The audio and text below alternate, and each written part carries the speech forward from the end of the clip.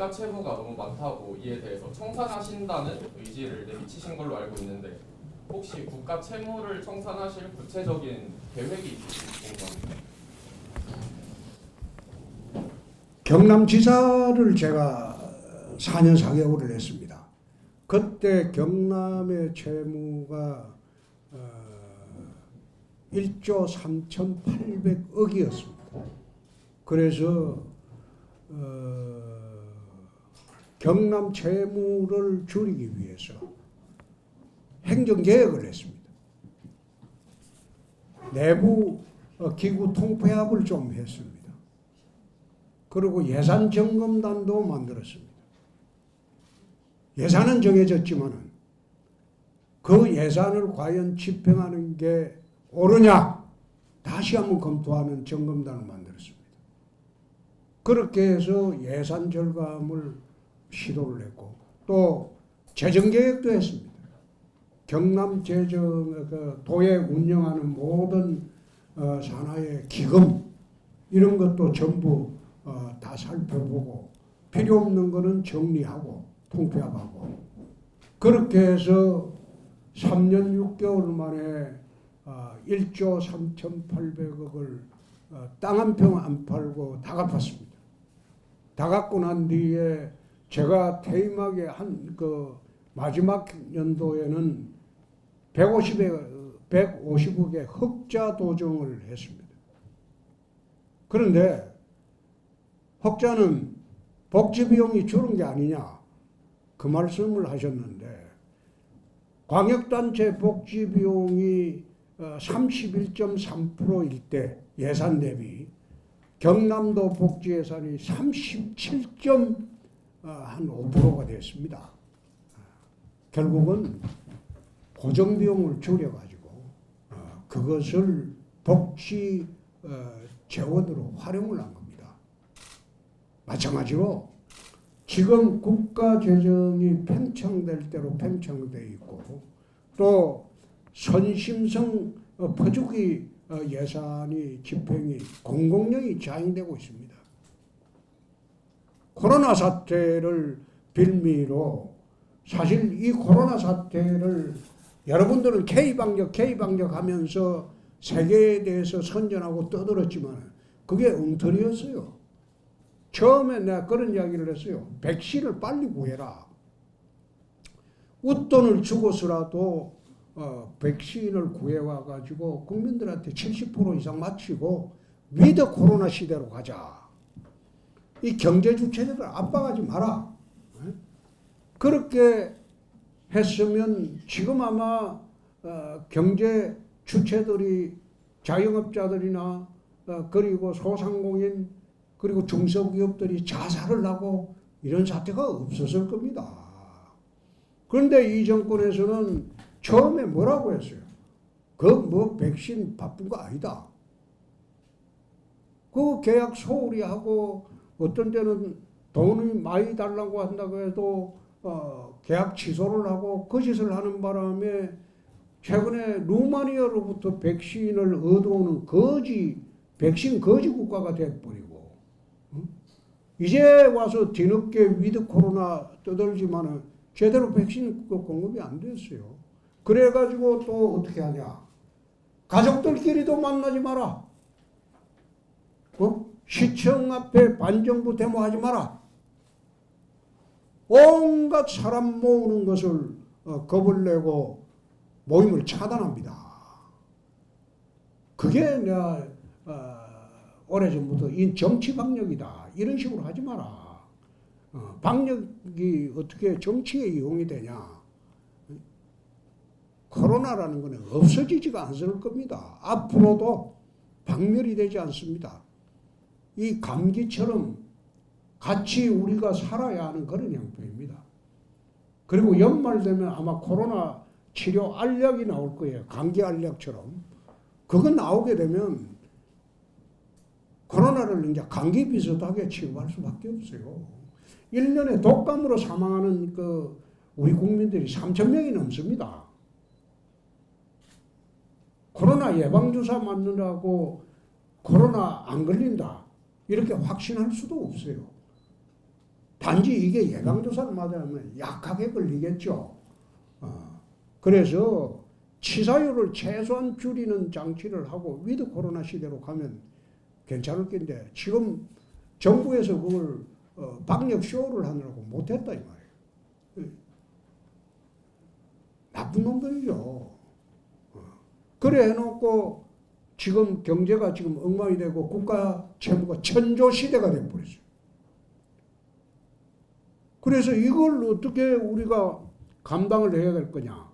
문재인 대통령이 박근혜 대통령이 있을 때 국가 채무가 40%가 넘어가면 나라가 어려워진다. 나라에 재정 위기가 온다. 이 떠들었어요, 자기가. 그거는 다 어록에도 남아있고 방송에도 남아있습니다. 유튜브 보면. 그런데 지금 국가 채무가 50%가 넘어갔어요. 그럼 채무가 천조 시대가 돼버렸어요. 이걸 다음에 대통령이 되는 사람이 어떻게 감당을 해야 되겠습니까? 이 재정 확장 정책만으로 나라 경제를 살릴 수 있다고 봅니까? 대한민국은 이미 10대 경제 강국이 되어가지고 국가 주도 정책으로 경제를 운용할 수가 없는 나라가 되어버렸어요. 그래서 제가 집권하면 내년에는 재정 확장 정책은 해서는 안 됩니다. 민간의 자율화 시대를 열어줘야 돼요. 지금 민간에 대해서 문재인 정권이 하는 거는 국가 갑질 경제입니다. 국가가 민간에 갑질을 하고 걸핏하면 협박해서 잡아넣는다고 하고 국세청 동원해서 협박하고 공정거래위원회 동원해서 협박하고 이런 국가 갑질 경제는 하지 말아야 돼요. 부득이한 경우에 해야 되겠지만은 그렇지 않고 그걸 내세워서 경제 주체들을 압박하고 그렇게 해서는 안 됐다는 거죠. 그럼 민간을 풀어주자 이 말이에요. 이미 국가가 통제할 수 없는 시대가 돼버렸는데 왜 국가가 거기 관여해요? 국가가 관여를 하려면 어떤 경우에 관여를 하느냐? 최소한의 말하자면 이 양극화가 극히 심해질 때 이걸 어떻게 조정하느냐? 그리고 독점 현상이 국민의 피해가 클 때 그거는 관여를 해야죠. 그게 우리나라 헌법에 119조 제1항은 자유주의 경제 원칙을 천명을 하고 그 다음에 2항에 있는 게 경제민주화입니다. 자원이 배분이 왜곡이 심할 때 국가가 관여해서 이제 자원 배분에 관여해라. 이 최소 관여의 원칙입니다. 이게 경제민주화 조항인데 이게 잘못돼 가지고 지금 대한민국 국가 운영을 거꾸로 하고 있어요. 119조 2항이 이게 말하면 원칙이 아니고 그 다음 예외 조항인데 예외 조항이 원칙이 돼 가지고 국가 운영의 중심을 이루고 있으니까 나라 경제가 어려워졌다. 그래서 제가 집권하면 제일 먼저 민간의 자율과 창의를 존중하고 민간이 재투자할 수 있는 분위기를 마련해 주는 그런 시스템으로 선진국 시스템으로 경제를 끌고 가야지 그렇지 않고 지금처럼 계속 국가가 갑질하는 형태로 끌고 가서는 안 된다. 그래서 재정 확장 정책을 취하지 않고도 경제를 살릴 수 있다. 선순환을 만들 수 있고 민간으로 하여금 일자리를 폭발적으로 늘리게 할 수 있다. 또 하나 예를 들게. 경남지사를 할 때 하동에 간사만에 100만 평에 매립을 하는데 현대자동차가 50만 대 정산을 한다고 발표를 했어요. 그래서 현대자동차 측에 하동 간사만에 오면 100만 평을 아주 싼값에 주겠다. 그렇게 제의를 했는데 현대차가 사흘 뒤에 북경에 정산한다고 발표를 했어요. 왜 우리나라에 정산을 하지 않느냐? 강성 노조 때문입니다. 노조 때문에 못하겠다는 거 아니에요. 현대자동차가 얼마 전에 팰리세이드가 불티나게 팔렸는데 그 라인 하나 정선하려고 하니까 노조가 반대했어요. 그래서 라인 정선을 못했어요. 그러고 난 뒤에 팰리세이드 주문하고 거의 1년 기다릴 때도 있었어요. 이게 정상입니까? 정상 아니죠. 현대자동차가 처음에 자동차 공장을 만들고 난 뒤에 국내와 해외에 7대3으로 국내 생산량이 많았어요. 지금은 6대4로 국내 생산량이 적습니다. 제가 알기에는. 현대는 국내에서 정산을 안 해요. 안 할 수밖에 없는 게 해보니 그 노조 좋은 일만 시키는데 당석 노조에 맞춰서 라인 하나 정선을 못할 정도가 돼버린 그런 세상이 됐는데 어떻게 그 국내에서 정산해서 노조 통제 받아가면서 기업 경영을 하려고 하겠어요. 그래서 내 디트로이트 이야기를 울산 가서 했습니다. 지지난주에 울산에 그 강성노조의 본산에 가서 내 이야기를 좀 했습니다. 노조에서 자제를 해달라. 미국의 디트로이트가 1950년대, 60년대에는 세계 자동차의 메카였고 거기에 200만 인구가 살 때도 있었다. 세계에서 가장 부자 도시였다. 근데 그 디트로이트가 지금 어떻게 됐냐?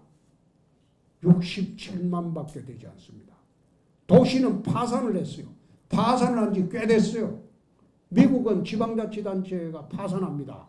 파산을 하면 선거가 없어져요. 국가에서 임명해요.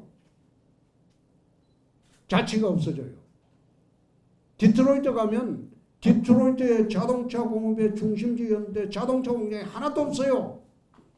전부 강성노조 때문에 다 철수해버렸어요. 디트로이트. 철수해서 멕시코로 내려가고 남미로 내려가고 미국 다른 주로 가고 그 디트로이트가 범죄도시가 돼버렸지.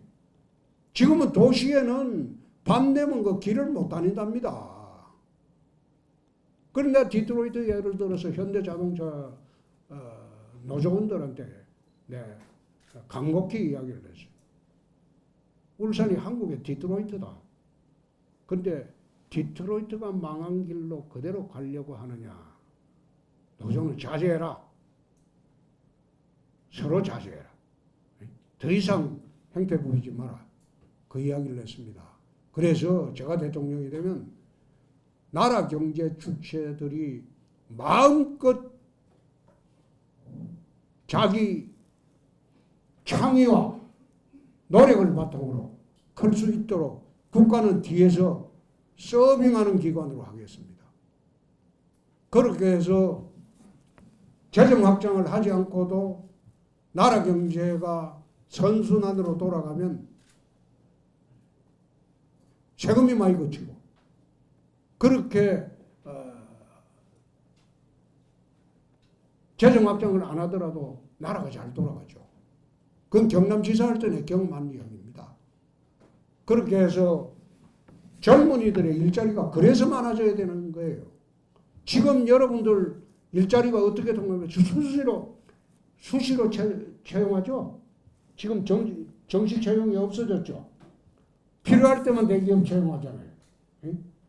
필요할 때만. 옛날에는 정식 채용할 때 현대자동차 삼성에서 2,000명, 3,000명, 5,000명까지 채용하던 시절이 있었어요. 우리가 졸업할 때는 대학 졸업할 때는 대기업에 서너 군데 합격하고 자기가 골라서 가는 시절이 있었어요.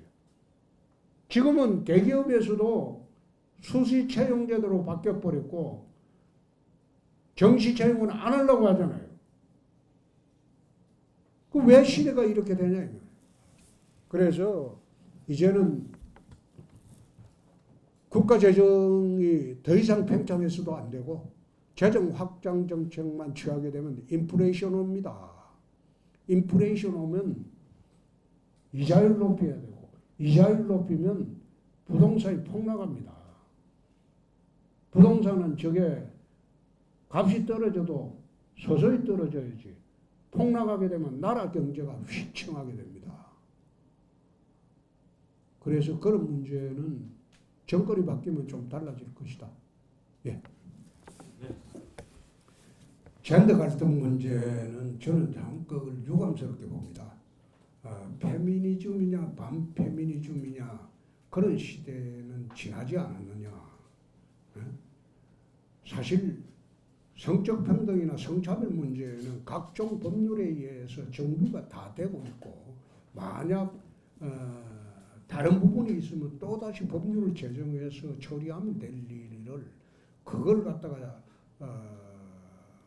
젠더 갈등 문제로 계속 몰고 가는 것은 바람직하지 않다.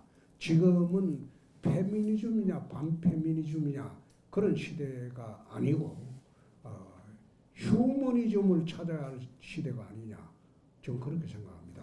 제 캠프에 와 있는 이 두 분에 대해서 젠더 갈등 문제에 대한 의견이 어떠하더라도 사실 그것은 후보가 보조하는 것에 불과하지 그 사람들이 결정하는 거 아니에요.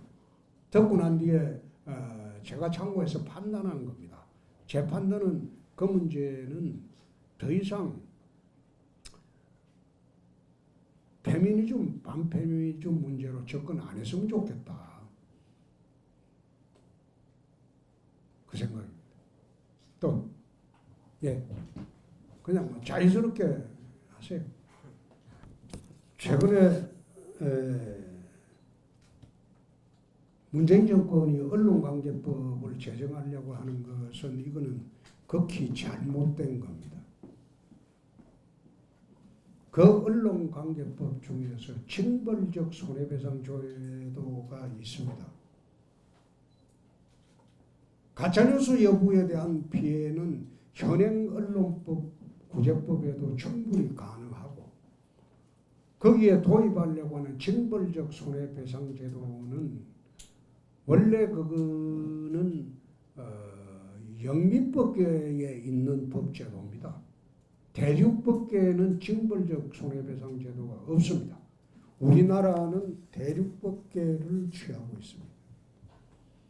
징벌적 손해배상 제도를 도입한 유일한 조항이 2010년도에 제가 정무위에 있을 때 재벌회사가 협력회사의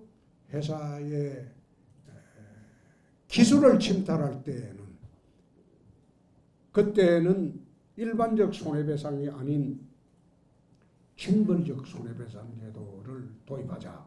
그래서 아마 한국에서 징벌적 손해배상 제도를 도입한 최초의 법률이 2010년도에 제가 정무위에 있을 때 재벌이 중소기업의 기술 침탈을 할 때 그 제재를 하기 위해서 만든 그 법 하나입니다.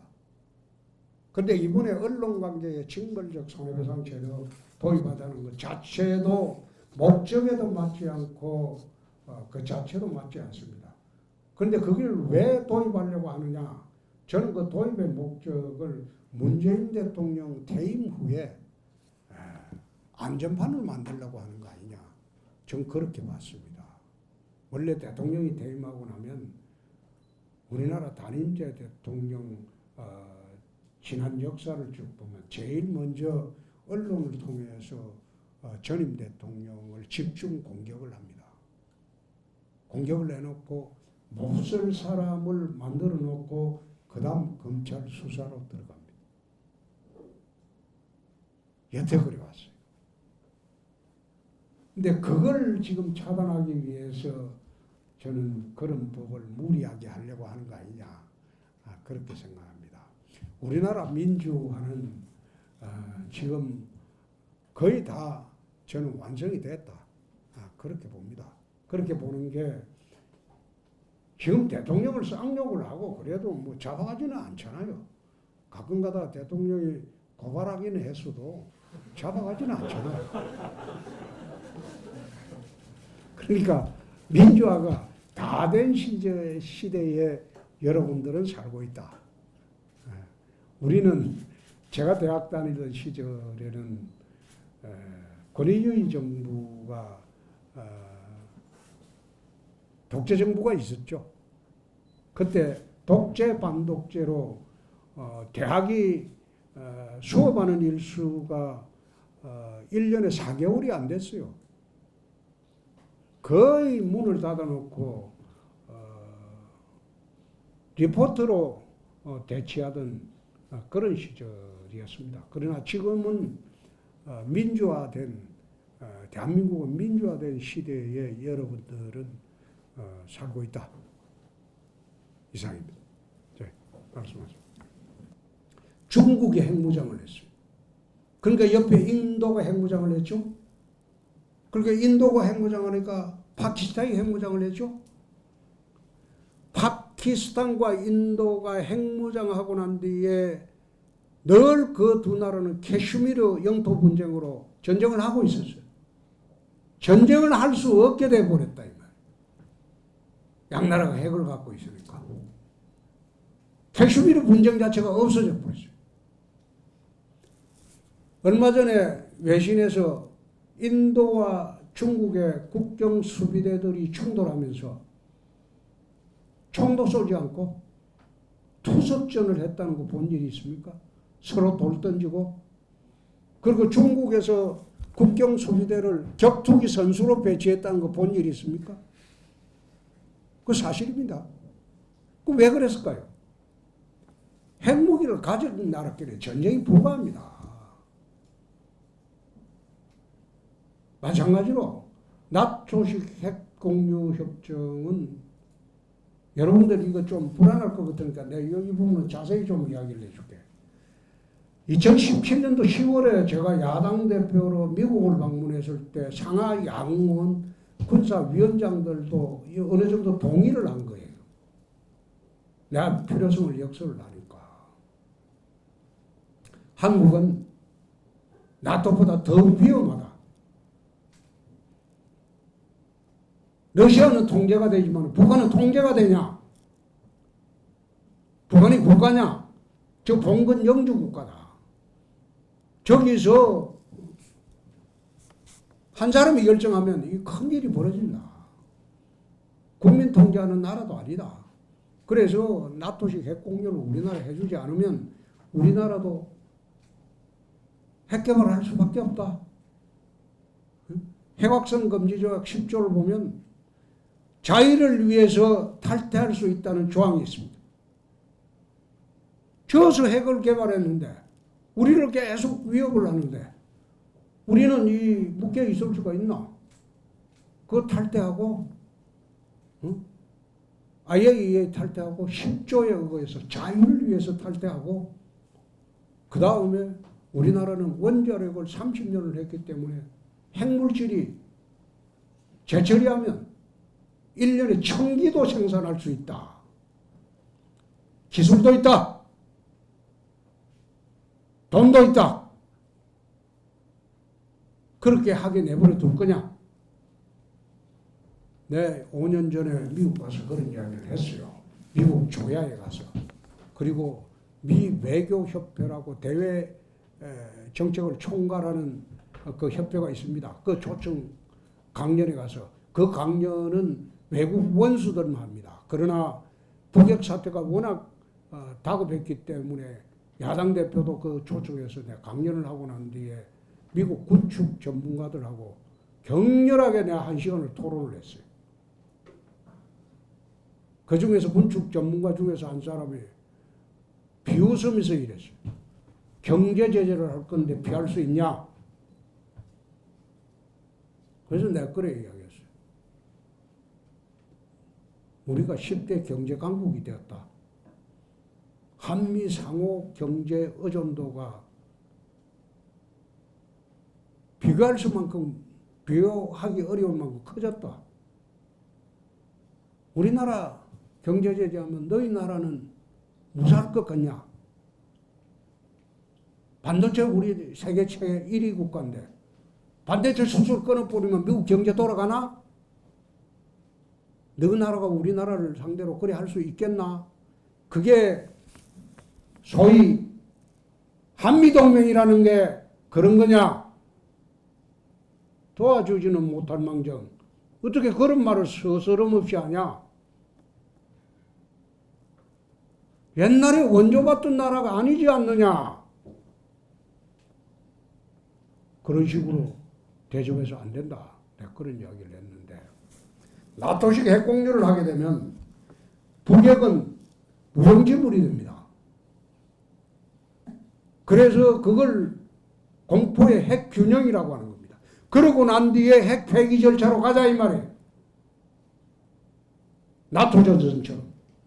그러지 않고 그대로 놔두고 외교로 풀기에는 지금 북핵은 갈 때까지 갔어요. 북핵이 마지막 단계까지 간 게 SLBM입니다. 잠수함에서 쏘아 올리는 이 핵탄두는 미국의 핵 방공망을 무력화시킵니다. 미국이 레드라인으로 끊고 있는 게 SLBM 개발하면 미국 핵 방공망이 무너지는 거예요. 방어태세를 할 수가 없어요. 대륙간 탄도탄이 날아오는 시간이 있기 때문에 정확히 막을 수 있는 근거는 되지만은 태평양 바닷속에서 미국 근처 가서 바닷속에서 쏘아버리면 그거는 막을 방법이 없어요. 근데 SLBM이라는 그걸 최근에 북한이 개발했다 이 말이에요. 마지막 단계에 갔어요. 외교적으로 해결이 안 돼요. 이제는 미국도 북한을 통제 못해요. 더 이상 제재 수단이 없어요. 그런데 우리는 김정은의 핵공갈에 그냥 넘어가야 됩니까? 최근에 한미 군사훈련 한다는데 김정은이가 하지 마라 그냥 안 하잖아요. 문재인은. 그런 나라가 됐잖아요. 국방에 관한 한 대통령은 김정은이가 돼버렸잖아요. 그리고 이런 나라를 그대로 두고 여러분들이 김정은이 핵공갈에 평생 사실 그런 결심이 되어 있습니까? 그거 아니죠. 또 모병제 이야기는 2016년도 중국이 징병제를 포기했어요. 모병제로 갔어요. 중국과 가장 대립을 하고 있는 안보에 우리나라하고 비슷한 대만도 2018년도부터 모병제로 갔어요. 지금은 지난번에 이라크 전쟁도 여러분 보셨지 않습니까? 지금은 머릿수로 하는 그런 전쟁 시대가 아닙니다. 미사일, 첨단 무기를 상대 전역에 쏟아붓고 폐허로 만들고 난 뒤에 들어가는 게 보병부대가 안정화 부대로 들어가는 겁니다. 옛날처럼 참호에 앉아가지고 눈 빼꼼히 내놓고 서로 총질하는 소총시대가 아닙니다. 이젠 전후방이 없어요. 북미사일이 날아가고 우리나라 미사일이 날아가고 미사일 전쟁 시대가 됐어요. 그럼 중요한 게 뭐냐? 첨단 무기를 능숙하게 다루는 전문 병사가 필요해요. 그게 제일 처음 필요해요. 그리고 유사시에 적 진영에 조화가 돼가지고 후방을 교란할 수 있는 특수 해병대가 필요해요. 그래서 내 4군 체제로 하자는 겁니다. 북한의 특수 8군단이 30만이 넘어요. 유사시에 한국 후방에다 내려옵니다. 우리도 똑같이 적어도 10만 특수군단을 만들어야 될 거 아니냐. 그래서 4군 체제로 하고 핵공유로 하고 모병제도 그렇습니다. 전문병사를 기르자는 거예요. 지금 데리고 가가지고 여러분 지금 1년 8개월입니까? 1년 8개월입니까? 1년 6개월. 예? 1년 6개월. 1년 6개월은 병사 하나를 전투병 만드는데 걸리는 최소한의 시간이 1년 8개월입니다. 선거할 때마다 이게 자꾸 줄어드는데 이거 가지고 당나라 군대 만들자는 것밖에 더 되겠습니까? 이런 식으로 하지 말자는 거지. 그리고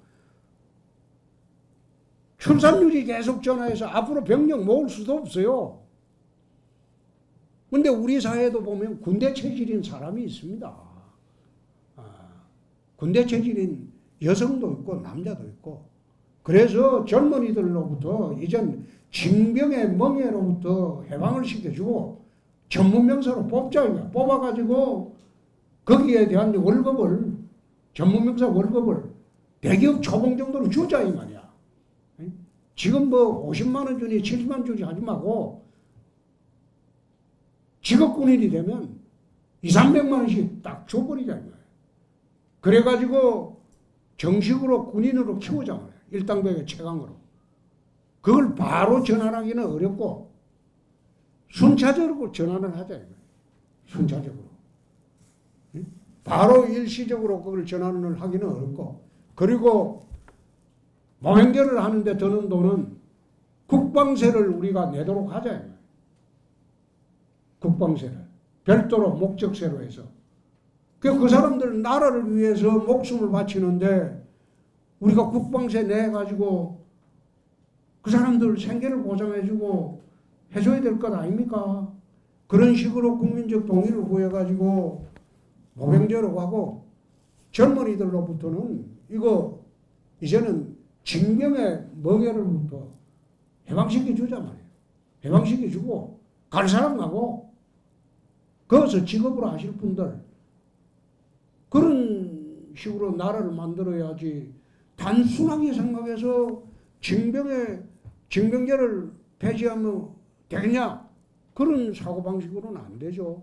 지금 징병제 하는 나라가 세계에 그리 많지 않습니다. 거의 모병제로 전환다 했어요. 미국은 모병제 전환한 지 오래됐고.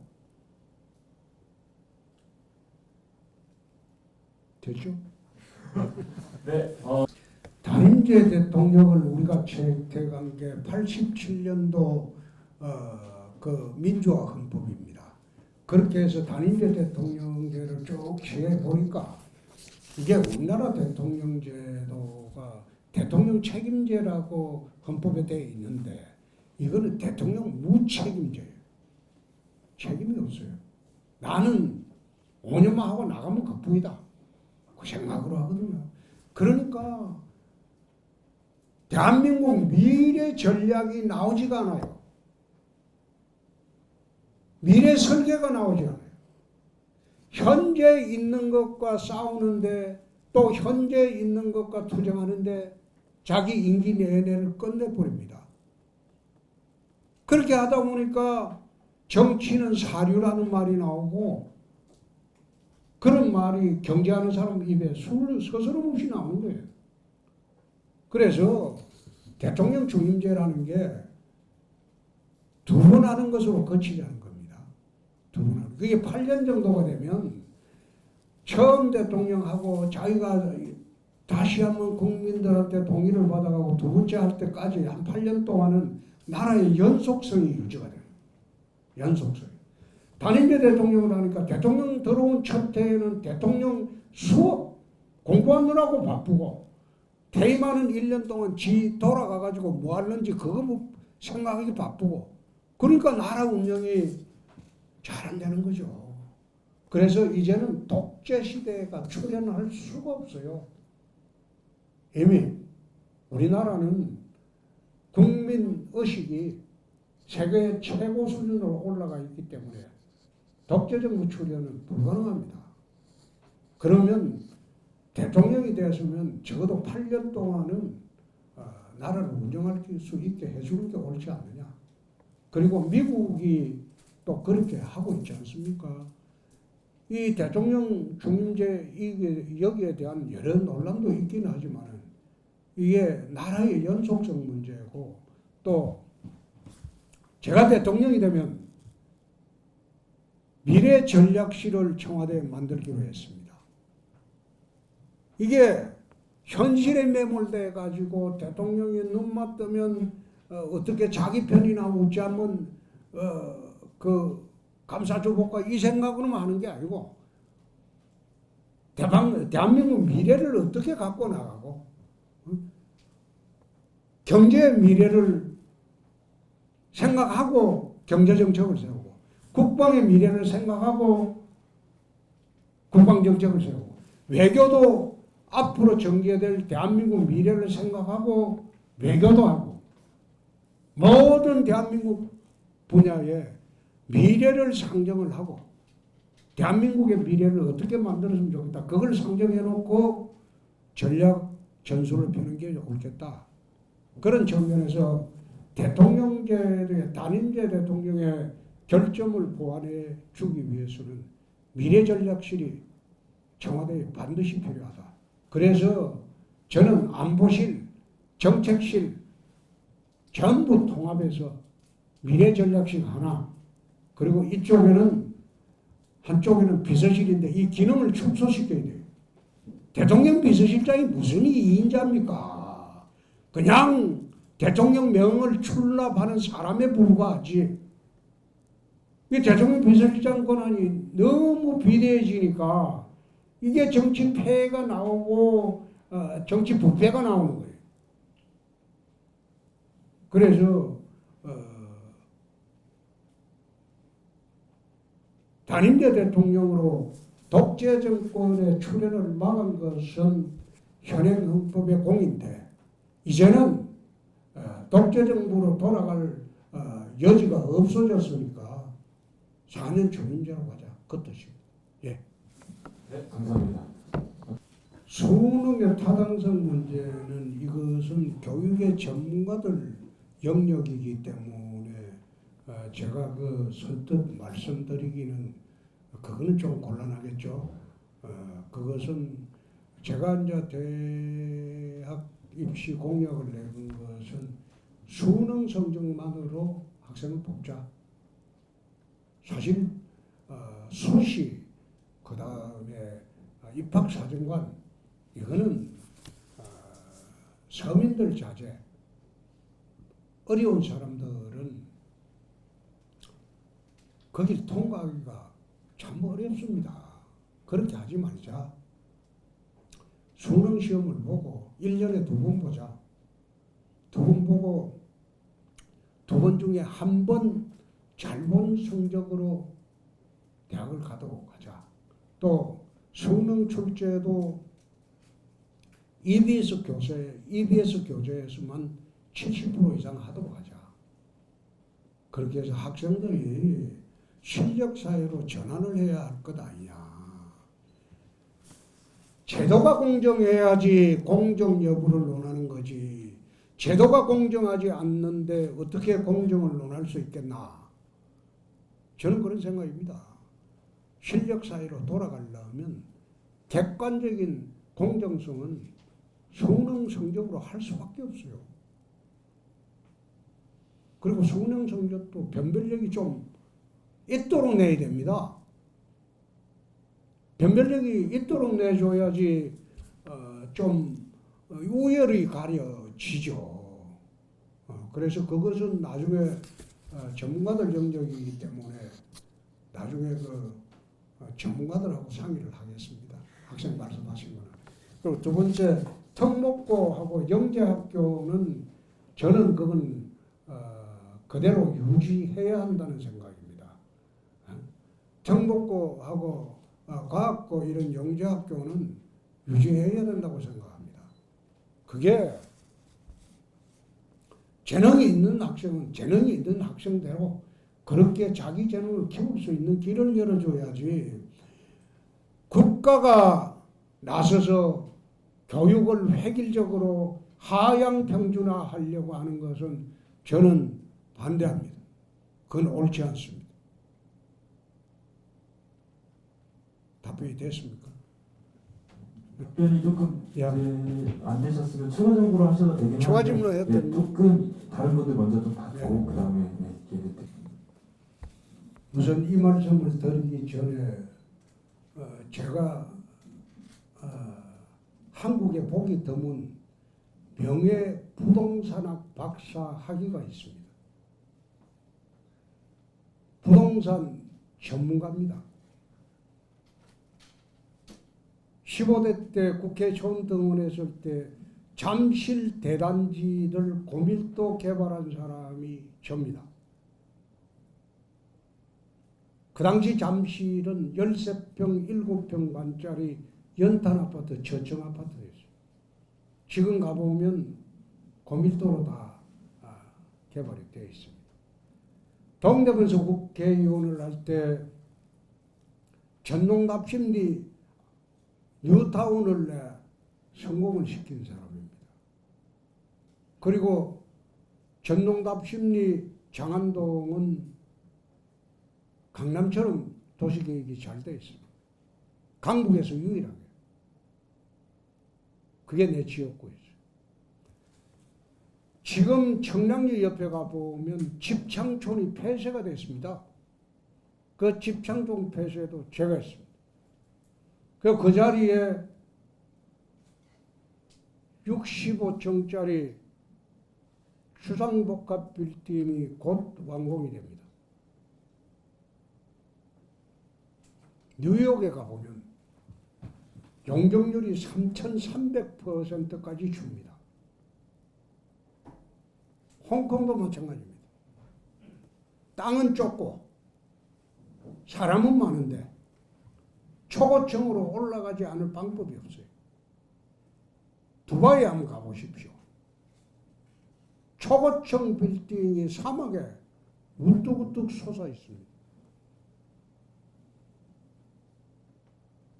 서울에 신도시 개발을 하려고 하면 우선 신도시 아파트를 분양해 본들, 여러분들이 결혼해서 신도시에 살아본들, 거기서 직장까지 나오는데 아침에 2시간, 퇴근 후에 3시간입니다. 어떻게 그게 길에서 에너지를 다 소비하는 그런 구조로 되어 있어요. 그래서 저는 신도시 정책 반대입니다. 그렇게 하지 말고 도심을 초고층 개발하자. 고밀도로 개발하자. 그리고 20대에서 40대까지 분양권을 제한을 해가지고 경제활동을 활발히 해야 되니까. 나이가 좀 드신 분들은 안정되고 하는 사람들은 교회에 나가 살아도 돼요. 그러나 젊은 사람들이나 경제활동이 활발한 사람들은 도심에 사는 게 훨씬 낫죠. 자기 직장도 가깝고 교통 트래픽도 훨씬 줄어들고 그게 천만 도시의 적합한 정책입니다. 그럼 고밀도 개발을 하게 되면 재개발을 하게 되면 재개발 지역에서 서울 강북 같은 경우에는 재개발 지역에 우선 토지하고 자기 이제 건물의 부동산을 조합에 위탁을 합니다. 등기를 이제 넘겨주죠. 넘겨주고 나는 여기에 33평 아파트를 받기로 했다. 나는 20몇 평 아파트를 받기로 했다. 이렇게 이제 다 약정하고 자기 부동산을 다 넘겨주지 않습니까? 그러면 거기에 고밀도로 개발을 하게 되면 재개발 지역에 만약 10만 평을 재개발한다고 가정하면 거기에 절반은 5만 평은 그 사람들한테 완전 분양 아파트를 주는 겁니다. 절반은 토지 임대부 분양 아파트를 짓는 겁니다. 토지 임대부 분양 아파트라는 게 뭔가 하면 싱가포르를 가면 아파트가 두 종류가 있어요. 토지 임대부 분양 아파트 제도가 있고 완전 분양 아파트 제도가 있습니다. 싱가포르는 나라를 건설하던 그 당시부터 토지 국유화를 선언했어요. 싱가포르를 가보면 그게 우리나라 경상남도 정도밖에 되지 않습니다. 그래서 모든 토지는 국가 소유입니다. 그러니까 국가가 완전 분양 아파트도 짓고 토지 임대부 아파트 지어갖고 젊은 사람들은 돈이 좀 부족하니까 토지 임대부 아파트가 절반밖에 안 되니까 거기 가서 살고 돈을 좀 벌고 자기가 일로 아파트로 옮겨야 되겠다 했으면 완전 분양 아파트로 오는 겁니다. 그 토지 임대부 아파트는 그게 임대 아파트가 아닙니다. 자기 집입니다. 강북의 국유지 이야기를 하는데 그 부동산의 ABC도 모르는 사람이 하는 소리야. 내가 이야기하는 재개발할 때 재개발 토지에 가지고 기존에 살고 있던 분들은 완전 분양 아파트를 줘버리자 이 말이야. 그러나 나머지는 토지 임대부 아파트를 지으면 될 거 아니에요. 그건 국유지 아니고 공공용지가 돼버립니다. 재건축은 좀 틀리죠.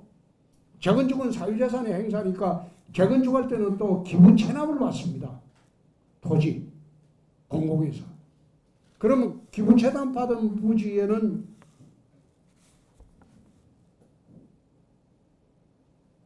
그런 아파트, 토지임대부 아파트를 짓게 되면 그 아파트 분양 가격이 지금 평당 600만 원만 들이면 고급 아파트를 짓습니다. 땅값 빼고. 그럼 거기에 400만 원만 더 얹어줘도 1000만 원입니다. 평당. 지금 서울의 아파트 평당 1000만 원짜리 있습니까? 없습니다. 강남에는 1억짜리 아파트도 나왔어요. 평당. 그런데 33평 해본들 3억 3천이면 됩니다. 실거래 가격으로 따지면 지금 22평짜리는 잠실은 20한 4, 5억 됩니다. 33평짜리 아파트가 잠실은 20한 4, 5억 됩니다. 그게 3억하고 24억이면 8분의 1 아파트가 되죠. 그래서 2009년도에 제가 원내대표를 할 때 반값 아파트 법안, 토지 임대부 법안을 특별법안을 만들어서 통과를 시켰어요. 시키고 MB가 대통령 할 때 아침에 조찬을 둘이 하면서 이 통과시키니까 지명합시다. 그러니까 네가 대통령 되거든 해라. 나는 이런 제도 찬성 안 한다. 그래서 별로 하지 못했어요. 세곡동 이쪽에만 조금 했어요. 세곡동에. 지금 세곡동 이쪽에만 아마 해가지고 지금 있을 거예요. 토지 임대부 아파트가 있고 전면적으로 시행을 안 했는데 그게 우리나라 젊은 층한테는 집을 가질 수 있는 최고의 제도입니다. 그 외에는 집을 가질 수가 없어요. 응? 집을 가져야지 결혼이라도 하고 그리고 자식이라도 낳고 살죠. 그러니까 그런 제도를 정착시키는 게 부동산을 안정시키는 방안이다. 집값이 그거를 기준에 내려가면 뭐 하려고 집을 이 비싼 집을 집값이 유지가 되겠습니까? 그렇게 해서 부동산을 안정시키는 게 맞겠다. 막 그런 생각입니다. 네, 답변 감사합니다. 우리나라하고 싱가포르는 자꾸 학생은 국유지만 생각을 하는데 사실 국공유지가 많지 않습니다. 그린벨트 해제가고도 지을 수도 있고, 그래 지을 수도 있는데 국공유지는 많지 않습니다. 제가 그 대책을 내놓을 때는 서울의 집값이 안정이 되면 대한민국 집값이 안정이 됩니다. 서울의 집값을 안정시키려면 강북 대개발을 하는 것이 그 방법밖에 없습니다. 강북 대개발을 할 때는 절반은 완전 분양 아파트를 지을 수 있고 절반은 토지 임대부로 지을 수가 있습니다. 그거는 국공유가 아니더라도 얼마든지 그걸 지을 수가 있습니다. 독일의 지금의 번영은 하르츠 개혁에 있습니다. 그게 고용 유연화가 노동 유연화가 주된 어제였습니다. 어제 윤석열 후보가 비정규직 이야기하면서 그 잘못 이야기를 했던데 왜 비정규직이 생기는지 그 이유를 알아야 됩니다. 기업이 비정규직을 채용하는 가장 큰 이유는 노동 유연화가 안 돼 있기 때문에 정규직 채용하면 해고를 하기가 어려워요. IMF 때 여러분 노동 유연화가 됐다는데 그게 아니고 IMF 때는 정리해고를 한 겁니다. 법률상. 회사가 존립이 어려우니까 정리해고 제도가 우리 노동법에 있습니다. 그때는 노동 유연화는 아니에요. 정리해고 제도예요. 왜 노동 유연화가 필요하나 하면 이게 가장 정규직, 비정규직을 양산하는 그 노동시장의 경직성 문제입니다. 어느 정도 정규직에 대해서 또 해고의 자유가 보장이 되어야 돼요. 우리나라만큼 해고하기 어려운 나라가 많지 않습니다. 정규직으로 들어가면 평생이 보장되는 그런 형태의 나라가 많지 않습니다. 정규직도 해고할 수 있어야 돼요. 그런 해고 절차가, 물론 해고 절차가 감정적으로 하면 그거 안 되겠죠. 그런 게 있으면 안 되고, 정당한 사유로 해고를 할 때는 해고를 할 수 있어야지 비정규직이 없어집니다. 어제 윤석열 후보가 뭐 돈만 같이 주면 되지 않느냐, 천만에. 그것 때문에 정규직, 비정규직을 차별 두고 안 두고 그 이야기 하면 안 돼요. 그거는 노동유연화가 보장이 안 돼 있기 때문에 기업이 정규직을 뽑지 않고 비정규직을 선호하는 가장 큰 이유가, 돈을 좀 더 주더라도 비정규직을 차라리 선호하는 이유가, 필요 없을 때, 인원 절감할 때 이제는 해고를 할 수 있다는 거예요. 그런데 미국처럼 노동유연화가 보장되는 나라에서는 이게 대부분 근로자들이 투잡을 뛰는 경우가 많아요. 직업을 2개 갖는 경우가 많다고. 그러니까 낮에는 오후 한 서너 시까지는 이거 하고, 그 오후 저녁에는 또 딴 일 하고. 미국은 투잡 뛰는 사람들이 그리 많습니다. 그래서 기업들이 고용 유연화, 노동 유연화를 보장해 주지 않으면 우선 정규직 고용을 하지 않는다. 두 번째, 사람을 많이 안 뽑으려고 그래. 그래서 이 부분을 우리가 사회적 합의로 정리가 돼야 된다. 독일의 하르츠 개혁을 한 게 노동당에서 한 겁니다. 그거 하르츠 개혁을, 그 노동개혁을 한 게, 그게 기반이 돼서 독일의 제조업이 지금 튼튼해서 유럽의 제일 번영을 지금 독일이 이끌고 있잖아요. 그래서 우리나라도 이제는 고용을 좀 해고의 자유도 주는 그런 나라가 되어야지 이런 문제를 헤쳐나갈 수 있다. 그런 말씀 드립니다. 예. 네, 감사합니다. 그거 내가 언제 대응 발의를 한다고 했는지 한번 그 공약을 한번 보시죠. 2024년도 총선 앞두고 대국민 개헌 공약을 한다고 했습니다. 그거로 총선에서 우리가 이기면 개헌을 해야 되는 거죠. 국민의 의사이기 때문에.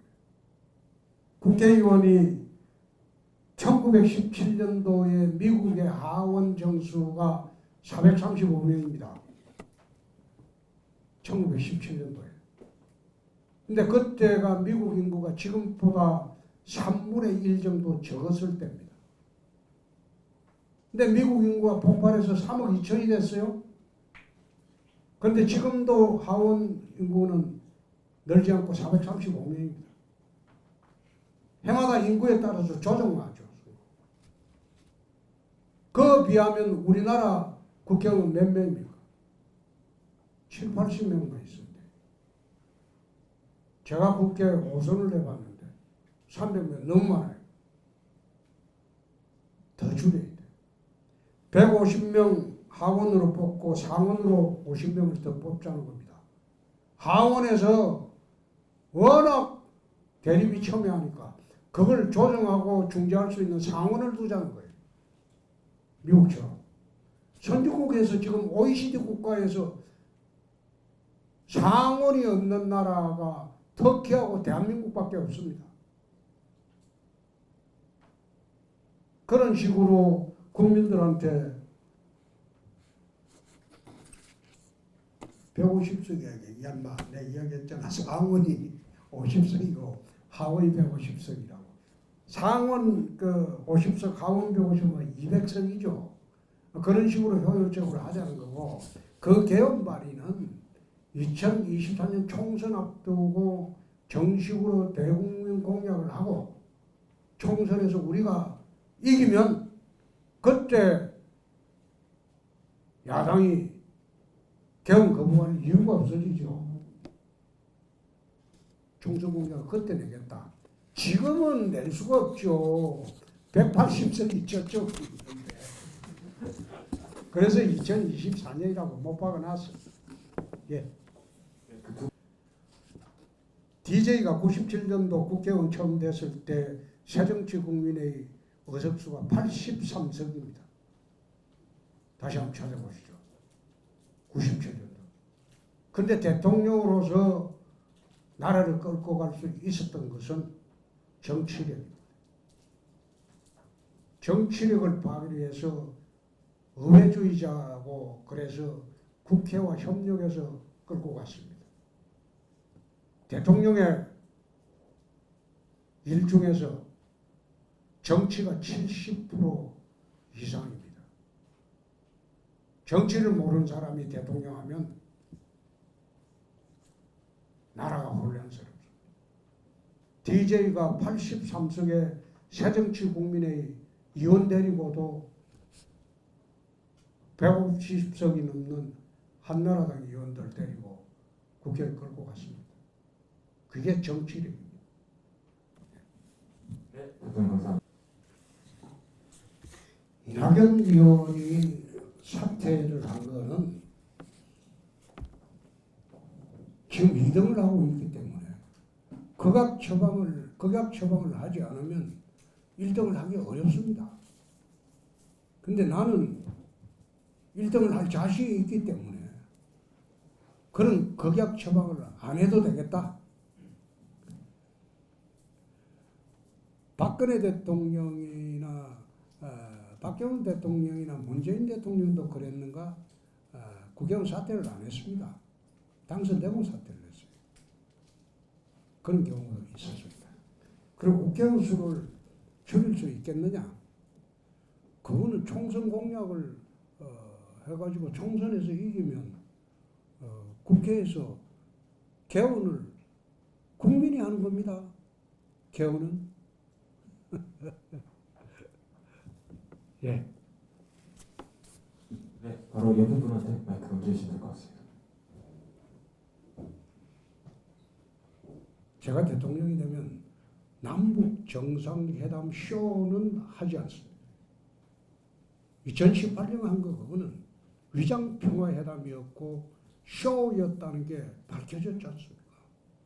그 쇼를 해서 북핵이 폐기됐습니까? 안 됐잖아요. 남북이 긴장이 완화됐습니까? 북측에 우리가 지어준 건물도 폭파해 버렸잖아요. 전방의 GP 우리는 없애고 전방사당 후방으로 물리고 고속도로를 깔아줬는데 북한은 아무런 조치를 안 했어요. 우리만 무장해서 해버렸지. 그래서 남북 불간섭주의는 91년도 노태우 시절에 남북 기본 합의서를 김일성하고 노태우가 같이 한 겁니다. 거기 3조에 남북 불간섭주의가 천명이 되어 있어요. 우리 서로 간섭하자마자. 북핵 문제도 개발하려면 개발하고 우리는 아까 나토 핵 공유 협정으로 핵 균형만 이루면 되는 겁니다.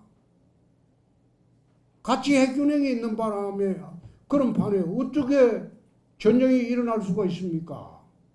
못 일어나는 거지. 같이 다 죽는데 전쟁이라는 것은 자기가 80% 이상 이길 확률이 있어야 하는 거예요. 같이 죽는 그런 공멸 전쟁은 할 수가 없어요. 하는 거는 그거는 도란 사람이죠.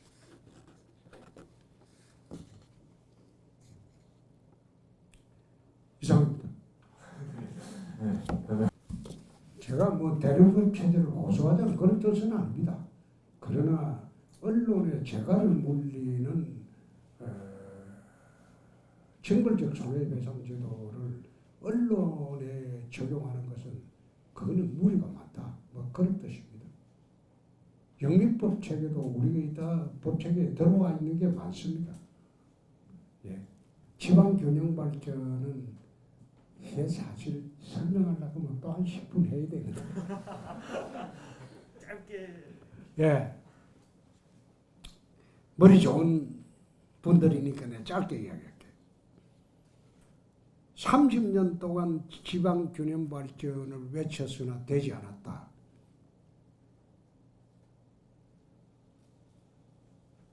60, 70년대의 경제 발전의 원동력은 고속도로였습니다. 그러나 21세기 경제 발전의 원동력은 하늘길입니다. 모든 첨단 산업 제품은 항공화물로 수출이 되고 있습니다. 항공화물의 98.2%가 인천공항으로 나갑니다. 그러니까 첨단 산업의 수도권 집중 현상이 있을 수밖에 없어요. 돈도 수도권에 몰릴 수밖에 없어요. 그래서 저는 4대 관문공항론을 공약으로 제시를 했습니다. 이렇게 하지 마자. 호남은 무안공항을 김대중공항으로 명명을 하고 세계로 뻗어나갈 수 있게 관문공항으로 만들자. 유럽 노선, 미주 노선도 직항로를 갈 수 있게 만들고 화물도 나갈 수 있게 하자. 그렇게 되면 호남 중심의 500만 호남 사람들은 무안공항으로 가라. 840만 부울경, 부산, 울산, 경남 사람들은 가덕도 공항으로 가라. 거기도 장거리 노선을 유럽이나 미주의 장거리 노선을 하고 항공화물을 실어나려면 공항의 활주로가 3,800m가 되어야 됩니다. 활주로가. 그래야지 장거리 노선을 갈 수 있어요. 그러면 경남하고 부산 이론에도 첨단 산업이 몰려들 수가 있다. 수출길이 그걸로 갈 수가 있으니까. 그럼 TK공항은 군위에서 지금 하고 있는 TK공항은 TK 500만, 충청 500만, 1000만하고 여객, 물류 이거는 TK공항으로 가라. 그렇게 해서 인천공항에 집중된 이 항공화물이나 여객, 물류를 4대 관문공항으로 분산하는 겁니다. 공항에 기본 틀을 만들어주면 기업은 내려올 수밖에 없어요. 서울에 반도체 공장을 하나 짓는데 평당 500에서 1000만 원입니다. 근데 지역 내려가면 평당 5천에서 10,000원만 하면 짓습니다. 그렇게 공장 부지를 구할 수 있어요. 그러면 서울의 대학생들만 채용하는 게 아니고 그 지역의 대학생을 80% 이상 채용하게 하면 지역 대학하고 산학 연계도 됩니다. 그래서 사람들이 교육 때문에 서울 올라오고 의료 때문에 올라오고 문화 때문에 올라오고 이런 일이 없도록 그 중심 공항을 중심으로 하면 그 일대에는 의료 환경을 서울 못지않게 마련해 줘야 된다. 교육 환경을 마련해 줘야 된다. 주거 환경도 마련해 줘야 된다. 문화 환경도 마련해 줘야 된다. 국가가 할 일이 저는 이런 일이라고 생각합니다. 그래서 4대 관문공항을 중심으로 대한민국의 모든 물류 여객을 분산을 시키자. 그렇게 되면 산업 재배치가 이루어지고 산업 재배치가 이루어지면 지역 인재들이 더욱 활발하게 된다. 지역 GRDP도 폭발적으로 늘어나게 될 것이다. 그게 지역 균형 발전에 제가 구상하는 구도입니다. 예. 감사합니다. 선진국의 사법제도 중에서 검찰이 직접 수사하는 데는 거의 없습니다.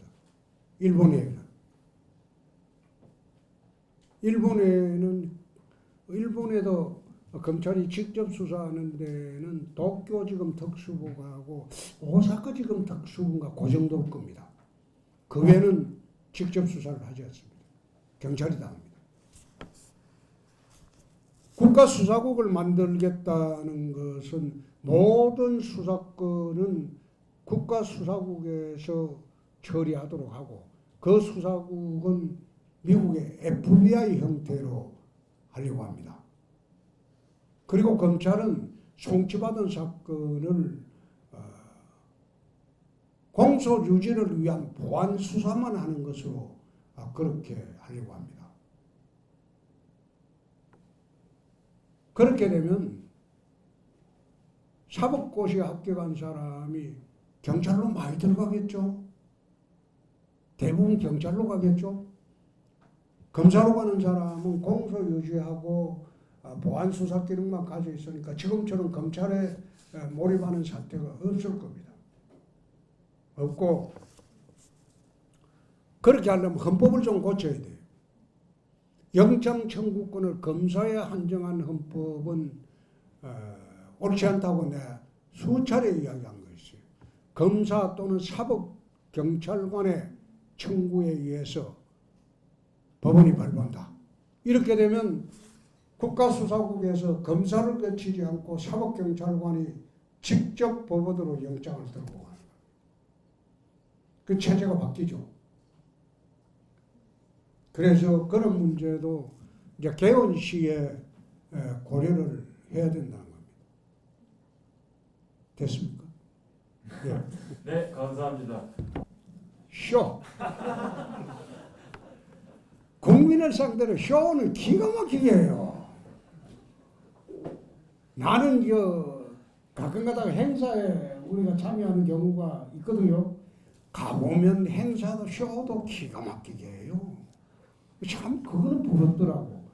저는 뭐 26년 정치에도 쇼를 하는 정치를 안 해봐가지고 그런데 우리 문 대통령은 쇼는 하나는 기가 막히게 한다. 그래서 쇼를 좀 배워보려고 합니다. 네.